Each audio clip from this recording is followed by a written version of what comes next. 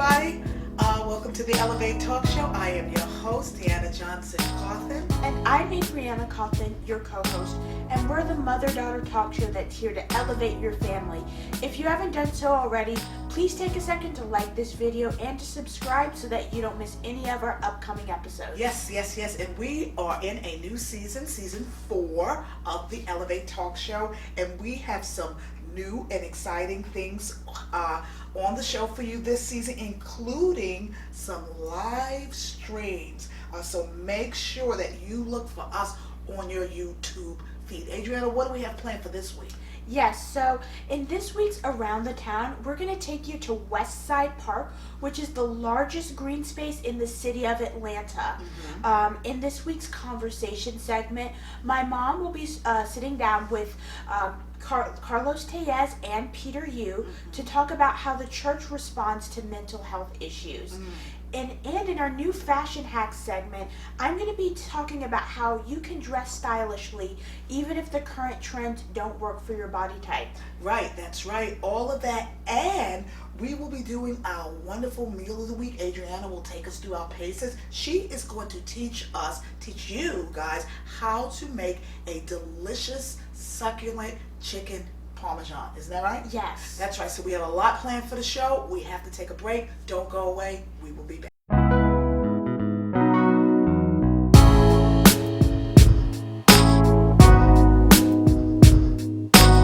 Welcome back to the Elevate Talk Show. In our conversation segment, we are going to be talking about all things mental health. We decided since May is Mental Health Awareness Month, that we would dedicate the shows in this month to mental health issues. And when I speak about mental health issues, understand that I'm not just talking about people who have been diagnosed with a specific mental health illness, disorder. I'm talking about mental health broadly as it relates to all of us, because we all have mental health to maintain. So with that in mind, I want to introduce you to our guest today. It would be Reverend Carlos Tellez. Reverend Tellez is the Assistant Professor of Intercultural Studies at Northwestern University, which is in St. Paul, Minnesota.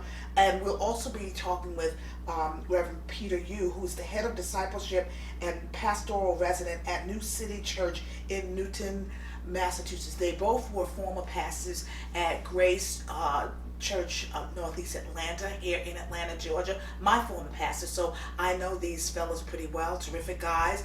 And we're going to be talking about how the church, what the church has done in regards to mental health. How has the church responded in this topic of mental health and mental illness? So, yeah. Yeah, so please take a look at today's interview. Well, Pete, you and Carlos Tellez, thank y'all so much for taking time out of your very busy schedules to talk about mental health as it relates to the church. You are two of my favorite pastors, and I mean that. And just two really great guys. And I'm just feeling privileged and honored to be able to pick your brains about this topic. We've got a lot to talk about, so I'm going to go ahead and get straight into the interview. Several years ago, a close family member of mine, experienced a mental health crisis and had to be hospitalized. After being evaluated, she was diagnosed with schizophrenia. And so it was a pretty intense situation. Well, a few Sundays later, I went to church and I was talking to a church member. I won't say her name. And she assumed that my family member was not a Christian because of her mental illness. She even insinuated that she might have some sort of demon that needed to be cast out. So here's my question. When it comes to physical illness, people of faith leaders, church leaders, regularly encourage their parishioners to go to a cardiologist if they have heart problems, to go to gastroenterologists, to take any medications that need to be taken. If they've got cancer, to do whatever they need to do to get healthy with that. Yet when it comes to mental illness, we treat it like some sort of spiritual moral failure that needs to be fixed through prayer and repentance. Why isn't mental illness treated more like a physical illness? No, this is a really important topic. So I think the first thing that comes to mind is there's been a lot of stigma around psychology. Yeah. I think there some people take a kind of us versus them mentality when it comes to faith and psychology, and this has a history to it. Yeah. And so I think for a lot of people, there is this us versus them, or this idea that you have biblical things and then you have psychological things. Mhm. Of course, I don't believe that. And so, and along with that, there is this notion that counseling, because it's connected to psychology, Mhm. then it's also viewed as suspect, or people say, well, that comes, people will attach names like Sigmund Freud, or Mhm. attach other names and take all the philosophies that those people had and said, well, they're anti-Christian philosophies, therefore we cannot participate in Gotcha. those philosophies. And then they turn to something called, some people refer to it as biblical counseling. And Mhm. biblical counseling is it's basically counseling from biblical principles. But then within that, there are people who could be called integrationists, that take biblical principles and attach them to psychology. And then Yes. there are others that would say, no, biblical counseling does not do anything with psychology and completely separates it. And Wow. so I think there's a lot of stigma, and depending on what kind of church you go to, you may Mhm. get different responses as to Right. how people approach it. So this, Wow. I think this comes down to that stigma between Yes. psychology Yes. and Yes. faith. Yes. That's what I would say. I Yeah, don't know what. Pete, I'm Yeah, interested in hearing what you have to say about that. yeah, I totally agree with Carlos. Mhm. And to add on that, I think just the general societal stigma that there has been around mental illness, Mhm. Mhm. and the church shying away from hard things, cultural things, rather than trying to navigate it for the help of those people, that Yeah. population. Yeah. So I think the stigma around it Yes. itself has been a barrier to the church really dealing with it, Yeah. Yeah. rather than Yeah. showing grace. Hey, and if I can Yeah. add to that, Pete, Yeah. I think you touched on a very good point. Society has a stigma, and then typically it takes the church a bit longer to Yes. overcome its stigmas, right? So whatever society stigmas are, the Yeah. church, just because for a number of reasons, the Yes. church will just trail behind in catching up to Exactly. this.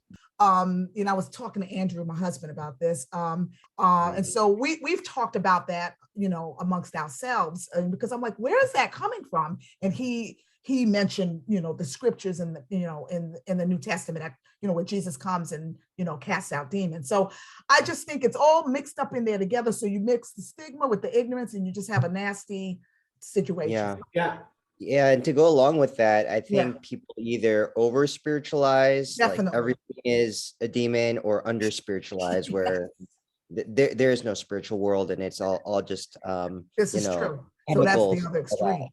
So yeah, those are the extremes people I think tend Yeah, towards, and exactly. I think we need absolutely. a healthy middle. Yeah. Yeah. And it's also true that, I mean, if we're going to go to the Bible, we talk Yeah. about there were people that seemed to have a demon, and the demon Yes. took over them, and then it seemed like there were these manifestations, right? Right. Right. But we also have to recognize that also happens in the physical, like happened in the physical realm as well, right? That's So right. if Jesus came and healed both the physical and the spiritual, Yes. and Yes. the emotional, I mean, Yes.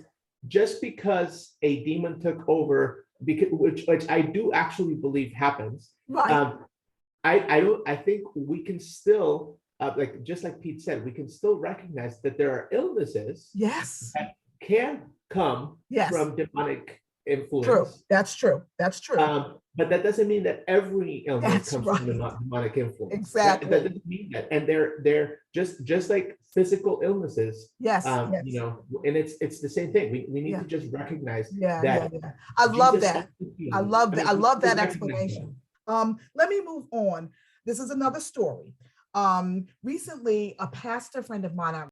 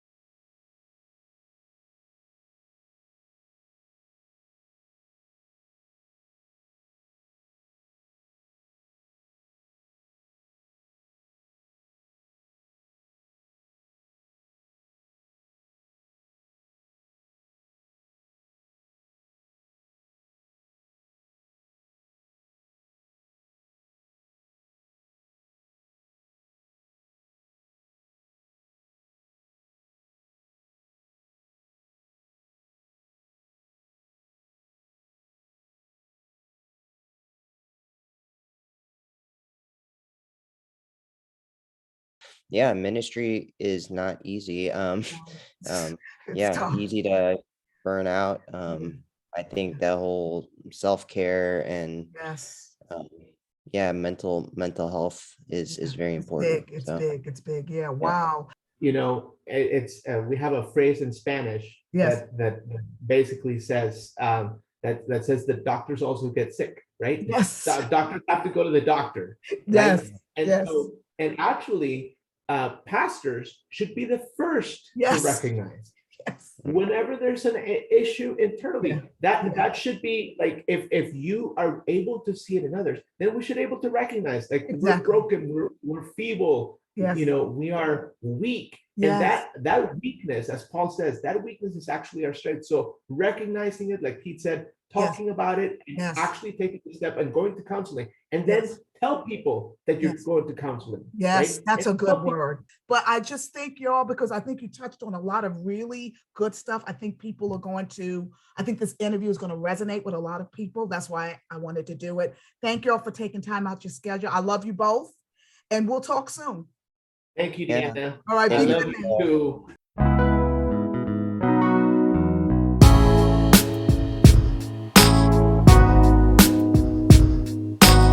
Welcome back to the Elevate Talk Show. And in today's Fashion Hacks and Tips segment, I'm going to be talking about ways you can dress stylishly even if the current trends don't work for your body type. Exactly. I think sometimes we try to stick square pegs into round holes, and with 6 billion people on the earth, the likelihood that every trend is going to work for everybody all the time is pretty much slim to none. Yeah. Don't you think? Yeah, you have to learn how to modify it. Absolutely, absolutely. So please take a look at this week's Fashion Hacks and Tips video. Hello and welcome to our Fashion Hacks and Tips segment. Today I'm going to be talking about how you can dress stylishly even if the current trends don't work for your body type. So there are 3 main options as far as things you can do to dress stylishly if the trends don't work for your body type. So the first thing that you can do is to buy classic timeless pieces like little black dresses, skinny jeans, button-up tops, skirts in like solid colors, things like that. That will allow you to have a nice timeless aesthetic so that you don't have to worry about whatever trends are out on the market. So your second option for dressing stylishly when the trends don't work for your body type is to modify the trend or to find small ways to incorporate the trend into your wardrobe. For example, one look that is very popular right now is the whole cottagecore look.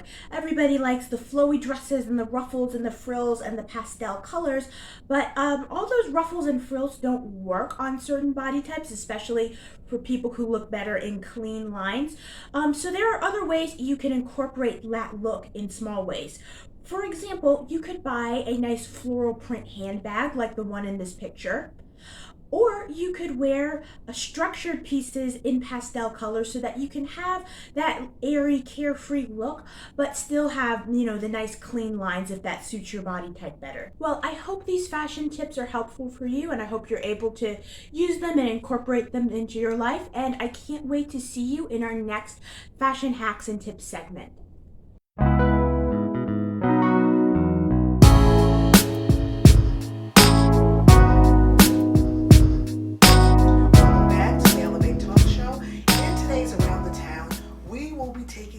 Westside Park.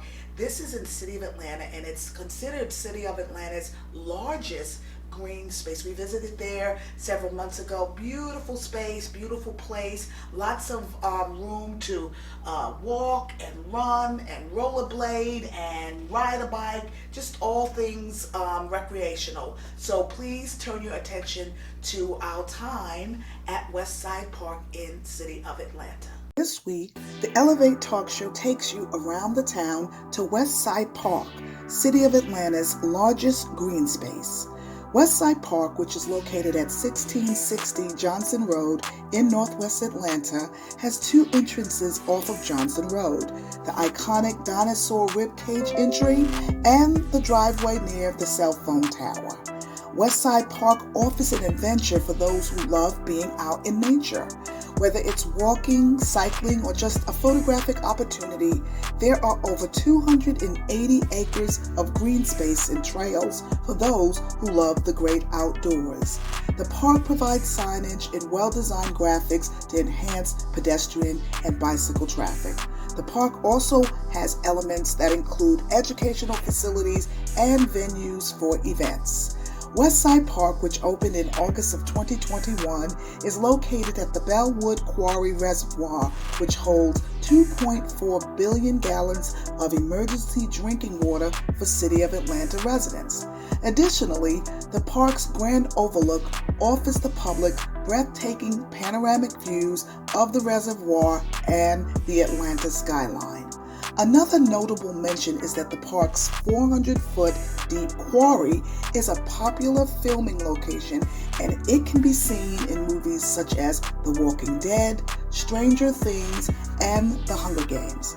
As the population of Atlanta continues to grow, the need for public green spaces will have to increase accordingly, and the development of the Westside Park takes a giant step forward in that direction.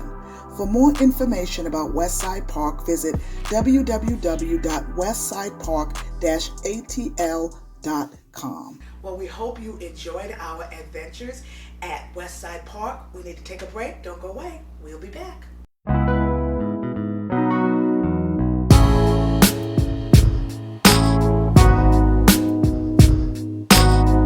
Welcome back to the Elevate Talk Show. And in this week's Meal of the Week segment, I'm going to be showing you how to make a really easy chicken parmesan recipe. Yes, we actually had that this week. She made it and tested it and we were able to try it. It was delicious, perfect. I felt like an Italian after eating it all.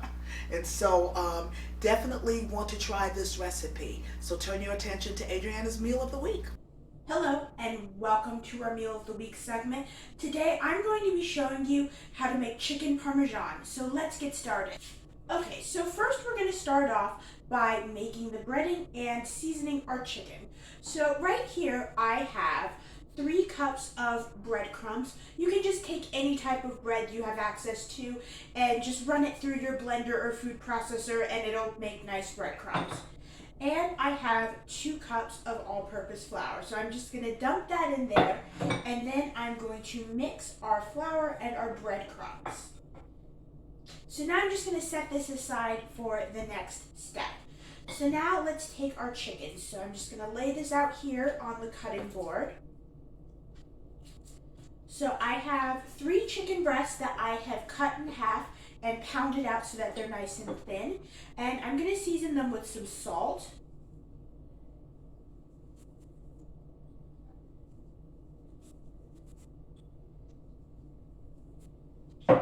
some black pepper,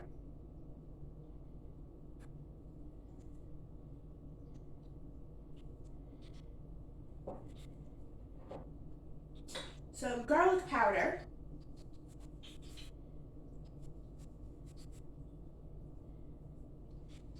and a little bit of dried oregano.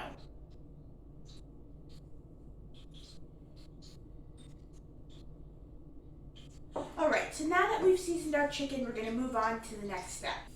Alright, so next it's time to move on to cooking the chicken. So what I'm going to do is make a mixture of 1 cup of milk and 2 eggs. I'm going to dip the chicken in this before I coat them in the flour breadcrumb mixture. Egg is having a little trouble getting out. There we go. So now I'm just going to take a whisk and I'm just going to whisk this together. Alright, so I've got a pan with about a 1/2 inch of oil that is on medium high, and I'm going to dip my chicken in the milk egg mixture, and now I'm just going to dip it in the breadcrumbs. Just going to dip it back in the mixture a little bit so I can stick on some more breadcrumbs. And now I'm going to stick this in the oil. So I'm just going to repeat this for all of the pieces of chicken. And I'm going to let them cook until they're golden brown on both sides. Alright, so I finished cooking the chicken and it's all nice and brown. So now we're going to finish it off in the oven. So I'm just going to take the chicken and lay it on this pan right here.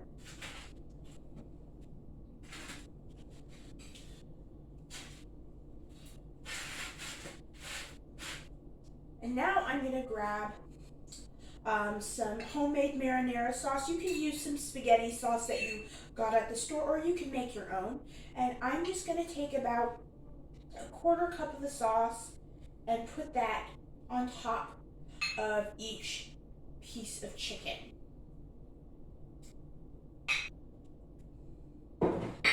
Alright, so now I have here about 3 cups of mozzarella mixed with a cup of Parmesan cheese, and I'm just going to take that and sprinkle some on top of each piece of chicken. Just going to make sure there's plenty of cheese because we want this to be nice and cheesy. Alright, so now I'm going to put this in a 400-degree oven for about 20 to 25 minutes, and I'll be back to show you the final result. Alright, so our chicken parmesan is ready and it looks really delicious. I'm going to give you a close-up shot so that you can see how good it looks.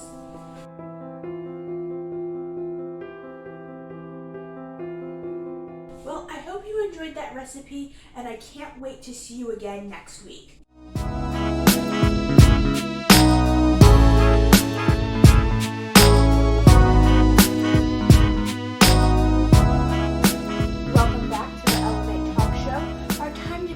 Almost over, but before we go, we have a couple of things that we'd like to share with you.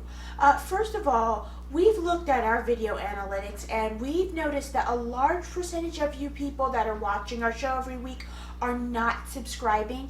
You know exactly who you are, yes, and you need to get on your computers and do whatever you have to do and hit that button and subscribe. Subscribe, like and subscribe. So yes, absolutely, and we love that you're watching the show, but it really does make a difference when we, for you and for us, when you subscribe. First of all, when you subscribe, you ensure that you won't miss any of our great episodes, our interviews, the around the towns, the fashion hacks, the meal of the week, all of that. We have all new things, mostly all new things planned for this season, and lots of great information, lots of great places and spaces that we'll be visiting. So when you subscribe, you get notifications, isn't that right? Yeah. Absolutely. So, and then when you subscribe, it helps us to grow our show. So it's a win-win for all of us. Now, we want to remind you that the Elevate Show puts up a new episode each week, usually Sunday evenings. And so go to the channel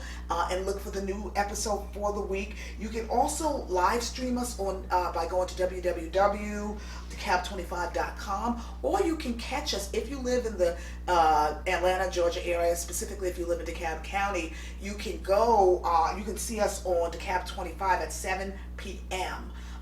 Every Sunday night. So lots of ways to see the Elevate Talk Show. Anything else, H? Yes, so thank you for watching our show. It wouldn't be a show without an audience. That's right. And we just need you to like, share, and subscribe so that you don't miss any of our upcoming episodes. Absolutely. Thank you for being with us today. We'll see you next time on the Elevate Talk Show. Bye now. Bye. Bye.